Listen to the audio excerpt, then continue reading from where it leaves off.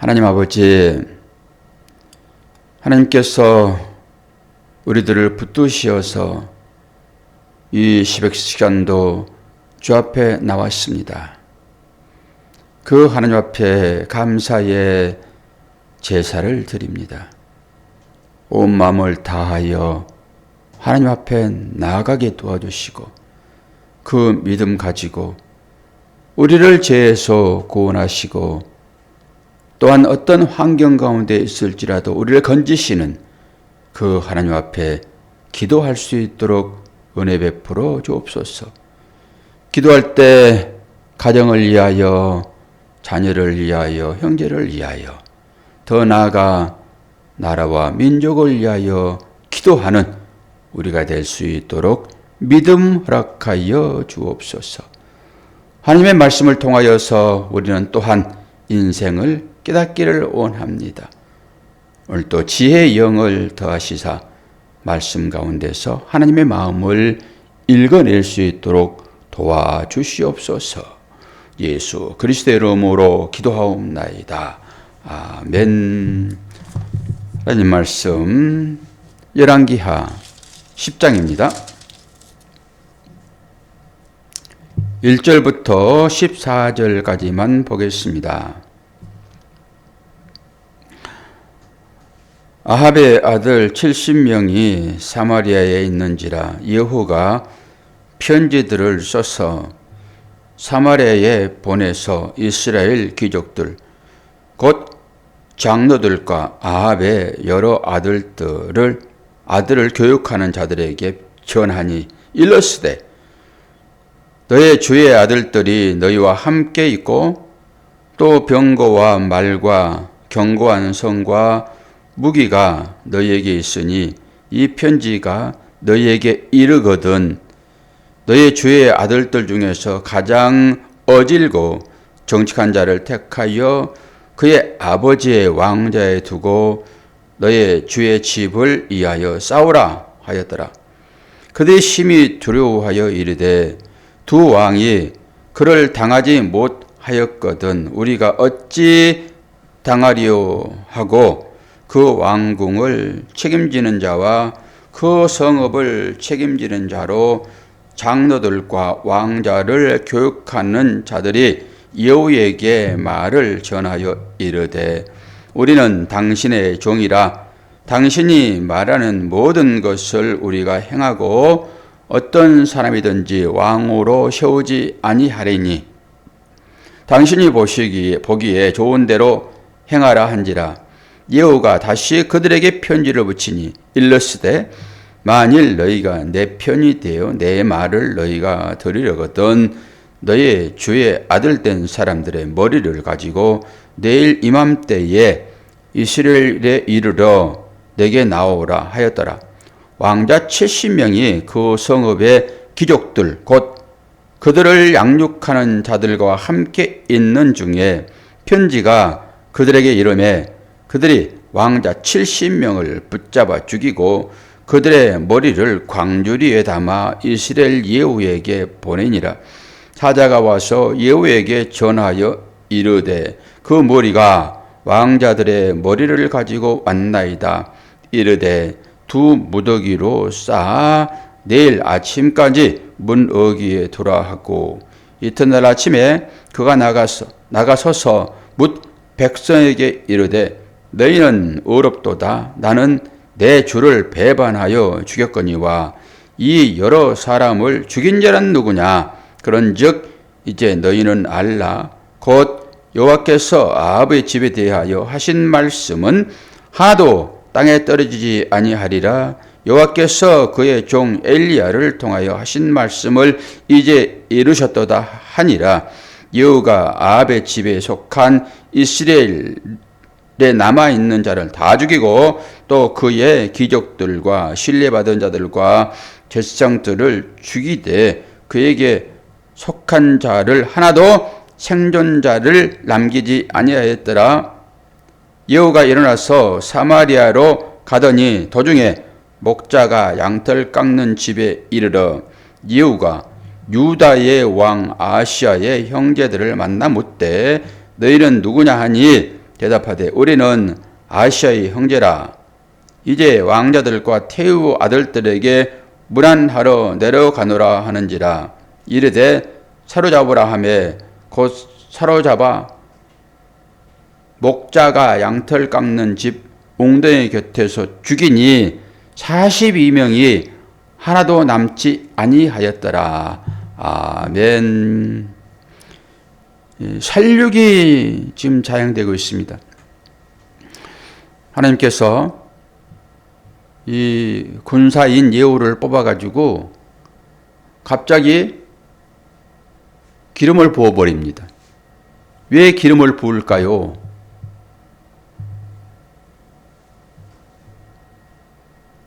이 아합 왕가를 진멸하시기에 그렇습니다. 오늘은 지금 앞에 한 분도 안 계십니다, 지금. 그러니까 제가 지금 또 이런 경우는 오랜만이라서 제가 눈을 어디에 맞춰야 될지 생소합니다. 그러나 의지를 가지고 설교를 계속 이어가 보도록 하겠습니다. 어제 했던 얘기를 조금 하고 넘어가야 될 것 같아요. 어제 못한 얘기가 있는데 이제 9장 25절에 26절 한번 볼까요? 9장 25절에 26절. 예후가 그의 장관 빅갈에게 이르되 그 시체를 가져다가 이스라엘 사람 나부세밭에 던지라. 내가 기억하려니와 이전에 내가 함께 타고 그의 아버지 아합을 쫓았을 때에 여호와께서 이같이 그의 일을 예언하셨느니라.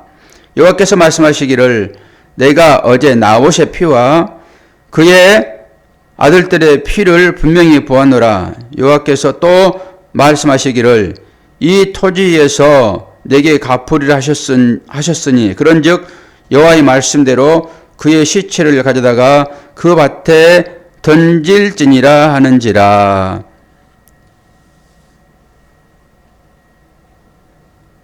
지금 어떤 일이 발생이 됐습니까? 지금 아합은 지난번에 죽었습니다. 근데 아합이 했던 일을 기억하시죠? 나봇의 포도원을 빼앗고 그의 가족을 몰상시키는. 그리고 나서 이제 아합은 전쟁에 나가서 죽지요. 그리고 아합의 아내가 누굽니까? 이세벨. 결국 이제 이세벨도 어제 개들이 그 시체를 다 먹었잖아요. 그리고 시체 장사도 안 일했는데 한참 만에 시체를 이제 거두어서 장사를 지내고 했더니 두개골과 뭐 손목 이 정도 남고 나머지는 다 개들이 먹었다. 이게 예언되어 있었잖아요. 엘리야를 통해서 예언이 이제 엘리야 시대에 이루어졌다라고 하는 거잖아요. 그리고 그 나봇의 포도원 거기에 이 아합의 아들 그 왕의 시체가 거기에 버려집니다. 또 철저하게 하나님은 당신의 뜻을 이루신다라고 하는 것입니다. 그리고 이제 아합에게 예언했던 대로 그 가정을 전부 이제 다 진멸하겠다라고 하는 그 예언이 지금 진행되고 있잖아요. 그 진행되는 과정 중에서 아합의 부인 이세벨은 우상 숭배를 가지고 들어온 이방 여자 아닙니까?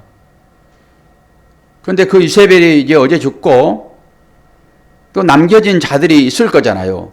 그거 마지막에 이제 처리를 하는 과정 중에 예후가 지금 이 일을 하고 있습니다. 몇 명이 남아 있습니까? 70명. 아합의 자녀들이 70명 남아 있다 얘기를 하고 있는데 이 숫자는 딱 70명이다라기보다는 상징적인 그런 숫자라고 이제 보시면 돼요. 거기에 뭐 전체적인 가족이 다 포함이 됐겠지요. 그리고 이들을 오늘 이제 다 이제 죽이는 것입니다. 그리고 어제 그 이세벨이 마지막에 죽음 직전에 뭐 하고 있었습니까? 기억나십니까? 그 2층에서 화장하고 있었어요. 눈을 그리고 있었잖아요. 근데 우리가 주일날 우리 설교의 내용이 그거였잖아요. 세상적인 가치로 꾸미지 말아라. 그 꾸밈을 우리는 화장으로 연결시켜서 얘기를 했는데 이세벨이 지금 그거 하고 있었습니다. 눈 그리고 있었다니까요. 그리고 나서 예후를 보았을 때 예후가 얘기하잖아요. 거기 누구 없냐? 그 이세벨을 집어 던지라 창문으로. 그래가지고 땅바닥에 떨어져가지고 죽었습니다. 이세벨이. 세상 가치로 살아가는, 다른 얘기로 우상을 숭배하는, 이게 바알이 그래서 들어온 거지 않습니까? 이세벨. 이게 바알신, 우상 아니에요. 그러니까 우상을 섬기는 것은 세상 가치로 살아가는 것이라고 정리하시면 됩니다. 세상 가치로 살아가는 것, 이것을 우상 숭배다 얘기를 하는 것이니까요. 결국 바알이 풍요의 신 아닙니까? 그 풍요의 신, 그 신을 섬기는 것 자체가 우상 숭배입니다. 이세벨이 그것 가지고 들었다고요.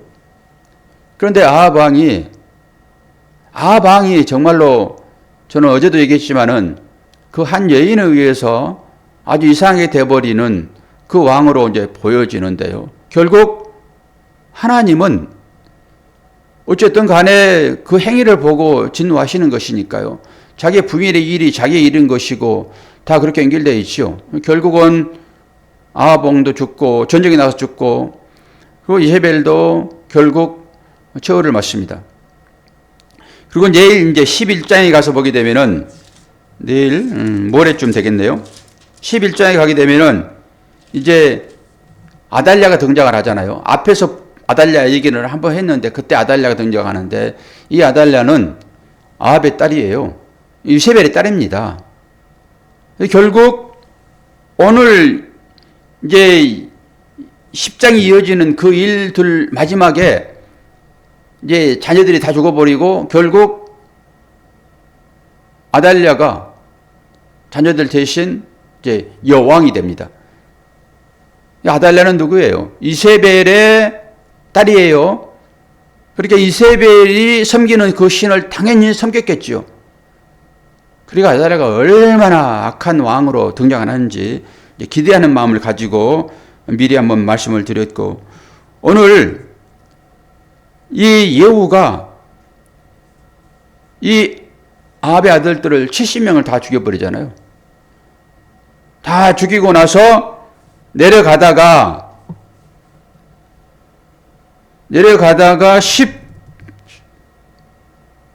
13절 예후가 유다 왕, 이제 유다로 나오죠. 지금 북쪽 이스라엘의 얘기인 거예요. 북이스라엘. 아합은 북이스라엘 지금 왕이잖아요. 북이스라엘에 대한 얘기가 나오고 거기 하나님께서 징계를 한번 하시고 예후를 통해 가지고 그 예후가 다시 이제 일어나서 사마리아로 가더니 도중에 목자가 양털 깎는 집에 이르러 예후가 유다 왕 아하시아의 형제들, 이거 봅니다. 유다 왕 아하시아의 형제들을 만나 묻되 너희는 누구냐 하니 대답하되 우리는 아하시아 형제라. 이제 왕자들과 태후 아들들에게 문안하러 가느라. 왜 뭐하러 갑니까 지금? 지금 관계는 북쪽 이스라엘과 남쪽 유다 관계가 아주 좋습니다. 근데 공조를 하고 있는 거예요. 그리고 태후라고 하는 이 아합의 부인 이세벨이 태후잖아요. 그러니까 이 태후를 문하라로 지금 가고 있는 중에 이 예후가 이들도 또한 다 죽여버립니다. 42명. 지난번에도 42명에 대한 얘기를 했지요. 엘리사가 갈 때 야 대머리야 올라가라 이런 얘기를 가지고 우리 목사들과 대화를 했는데 다음에 가가지고 그 얘기에 대한 차후 얘기를 한번 들려드릴게요. 제가 나름대로 또 분석을 또 한번 해봤으니까. 여기에도 42명을 죽였잖아요. 근데 그 42명에 대한 얘기도 거기에 있고, 결국 예후도 죽습니다. 예후도 죽고 결국 끝을 내는데 하나님께서 하시는 일이라고 여러분 보셔야 됩니다. 예후는 왕족 아니었습니다. 예후는 그냥 군사의 군사, 장군이었습니다.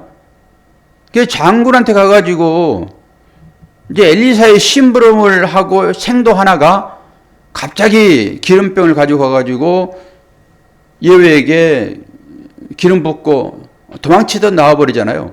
그게 어제 일입니다. 그래도 예후가 이러이러한 일이 있었다라고 했더니 그러면은 당신이 우리 왕입니다라고 사람들이 전부 따르잖아요. 근데 결국 예후는 하나님의 손에 붙잡힌 칼이에요, 칼.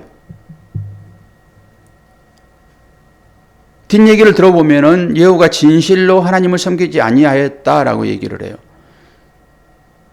그냥 그가 가지고 있는 그 칼을 하나님께서 쓰시고 마지막에는 그 쓴 것에 대한 보답으로 예후는 4대까지 왕위가 이어집니다.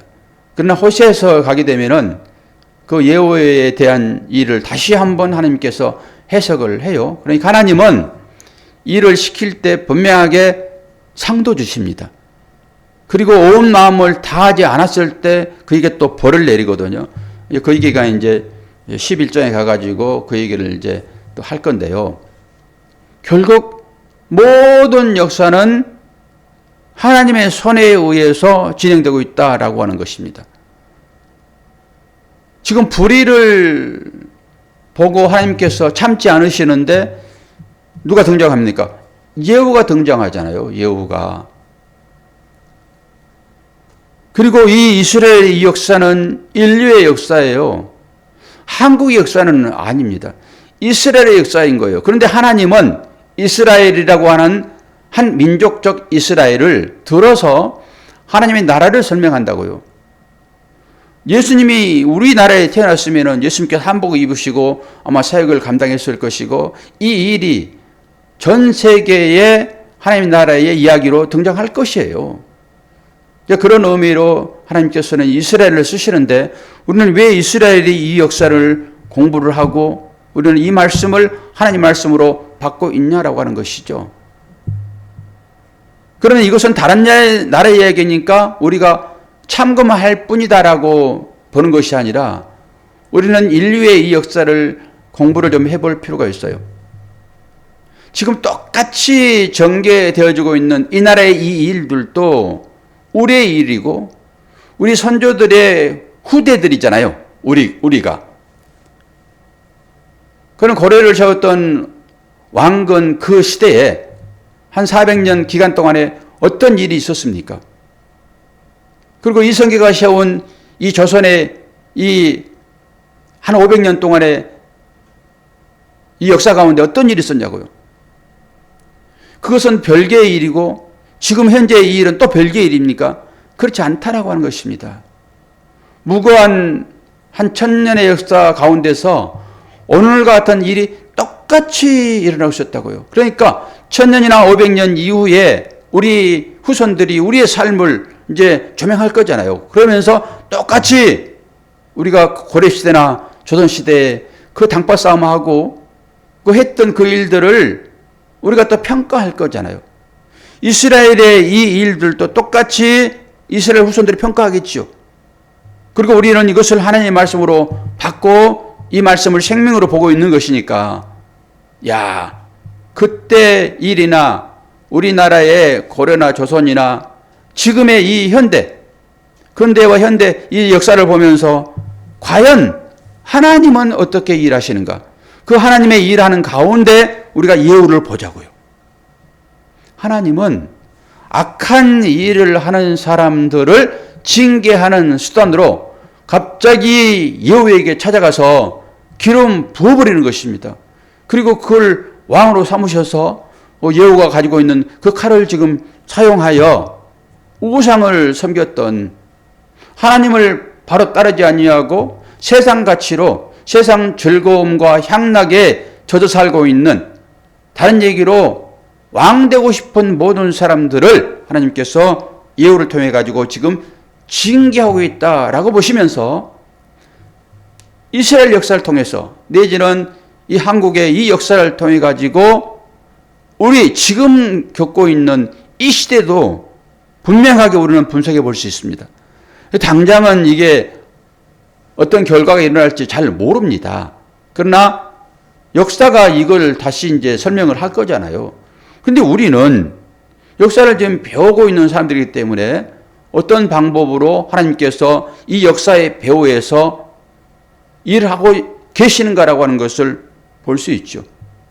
지금 혼돈 가운데 있는 이 나라도 어떤 방법으로 하나님께서 인도하고 계시는지, 어떤 쪽이 진짜 오늘 예후에 이제 그 일을 마지막에 점검해 보게 되면은 이것도 그런 식으로 평가할 수 있어요. 지금은 예후가 하나님의 손에 붙잡혀 가지고 일을 잘 처리하고 있습니다. 그리고 하나님께서 예후를 통해 가지고 4대 동안 네 왕조가 이어질 것이다 라고 얘기를 하거든요. 그건 복입니다, 분명하게. 그러나 호시아서에 가게 되면은 예후에 대한 진노가 하나님이 더 떨어지는 거거든요. 이게 어느 시대든지 하나님은 이렇게 하나님의 일을 하신다고요. 누구를 들어 쓰시든지 간에요. 사용되어지고 마는 것입니다, 누구든지. 그러니까 지금 보이는 그 현실을 다 뭐 온전하다, 완전하다 라고만 볼 것이 아니라 이후의 일들이 어떻게 진행될 것인가. 그리고 하나님의 자녀들은 이 결과를 가지고 어떻게 믿음으로 나가야 될 것인가. 그리고 이 땅 가운데 일어나고 있는 이 모든 것들은 다 흘러가는 일들이고 우리는 어떻게 해요? 하나님의 나라의 일을 볼 수 있어야 된다라고 하는 것이죠. 하나님의 나라. 하나님의 나라를 어떻게 볼 수 있습니까? 이 나라에 일어나고 있는 이 모든 부조리들을 통해서 우리는 하나님의 나라의 온전함을 평가할 수 있지요. 하나님의 관심은 교회에 있다니까요. 저는 그 생각을 해보는 것입니다. 어디에서 집회를 하든지 간에 지금 있는 사람들이 많이 앞에 나가 있잖아요. 두 편에 나눠져 가지고 믿는 사람들이 되게 지금 욕을 얻어먹고 있고 무슨 목사들이 저럴 수 있냐, 교회가 왜 저러냐라고 하는 지금 비난을 받고 있고 하는 이 모든 일들도 지금 우리가 쉽게 판단한 일은 못 되는 것입니다. 하나님은 예후를 통해서 부조리를 잡으신다고요. 그리고 그 예후를 마지막에는 상도 주시지만은 징계를 하고 말아요. 그러니까 이 역사 가운데 하나님이 어떤 식으로 우리와 함께 하시는가를 잘 보고 이 악이 왜 드러나고 있는지도 봐야 돼요. 눈을 열어서 세상을 딱 지금 보여주고 있잖아요. 이것이 정상적입니까? 이게 악한 것들이지. 이걸 보면서 뭘 생각을 해야 되냐라고 하는 것이죠. 여기에 가치를 두지 말고 우리는 하나님 나라의 가치를 두고 살아가는데 우리도 이 예후처럼 이 이스라엘의 왕조처럼 그렇게 안 살 수가 없으니까 이 세상을 살아내야 되기는 하지만은 진정으로 가치 있는 일이 무엇인가를 골똘하게 생각해 볼 필요가 있다라고 하는 것입니다. 여러분, 기도하십시다. 기도하시게 되면은 하나님께서 우리에게 지혜를 주시어서 이 일들을 분명하게 말씀에 기초하여 분별할 수 있을 것입니다. 당장은 어떤 것이 옳은지 잘 몰라요. 정말 잘 모릅니다. 그런 가운데서 하나님께서 주시는 그 지혜를 가지고 이 나라에 소망은 없다. 하나님 나라에 소망을 가지고 살자라고 하는 것으로 하나님 나라의 가치는 무엇입니까? 사랑이에요, 사랑. 사랑을 빌미로 삼아서 다른 사람들을 미워하는 것은 안 되는 것입니다. 내 칼이 정의의 칼이야라고 칼을 들어서는 안 되는 것입니다. 예후의 일도 그런 측면에서 볼 수 있어야 되고 마지막까지 보지 않으면 이 예후의 일이 다 옳은 것으로 생각되어지지만은 그렇지 않다라고 하는 것이라니까요. 교회는 평화를 선포하는 것입니다. 무장 봉기하여 힘을 기르자라고 하지 않아요. 교회가 힘을 기르자고 하는 그 순간에 교회는 마귀의 소굴이 되고 말 것입니다. 왜 주께서 힘으로 무력으로 당신의 사역을 하지 아니하시고 왜 십자가를 지셨는지를 모르는 거예요. 교회가 해야 할 일들은 평화를 선포하는 것입니다. 그 평화를 선포하는 것이라고 하는 것은 나를 부인할 때만 가능한 것이죠. 힘으로 제약하게 되면 당장은 그 아래 무릎을 꿇을 것입니다. 이 예후처럼 하나님은 그렇게 쓰시기도 하세요. 당장 무릎을 꿇을 것이지만은 그들의 힘을 길렀을 때 또 다른 자들이 또 죽고 마는 것입니다. 이런 것을 우리가 잘 알고 믿음으로 평화를 선포하는 우리 모두가 되어지기를 축원합니다. 기도하겠습니다. 하나님 아버지, 하나님의 나라의 사람들이 이 땅의 삶이 어떻게 이어져 나갈 것인지를 생각해 보는 실전적인 그런 삶의 현장에 우리가 처해 있습니다. 아버지 하나님, 이것은 연극이 아니라 실제인 것을 보게 하셨사오니 이 가운데서 우리가 깨달을 수 있도록 도와주시고 하나님의 나라의 시민들이 이런 시점에서 무엇을 해야 될 것인지 잘 보게 하심으로 하나님의 나라만을 소망하는 우리 모두가 될 수 있도록 도우시고 또한 이 나라의 이 모든 어려운 일들이 속히 평정될 수 있도록 질서가 잡혀질 수 있도록 하나님 도와주시어서 모든 사람들이 염려하지 않고 오직 주님만을 예배하고 찬양하는 그런 안정적인 나라에 살 수 있도록 도와주시옵소서. 육체의 연약함 때문에 고난당하고 있는 우리 형제들을 긍휼히 여겨주시어서 아버지 하나님 치료하여 주시고 주 앞에 진리로 찬양으로 예배자로 살아갈 수 있도록 은혜 허락하여 주옵소서. 감사드리며 예수 그리스도의 이름으로 기도하옵나이다. 아멘.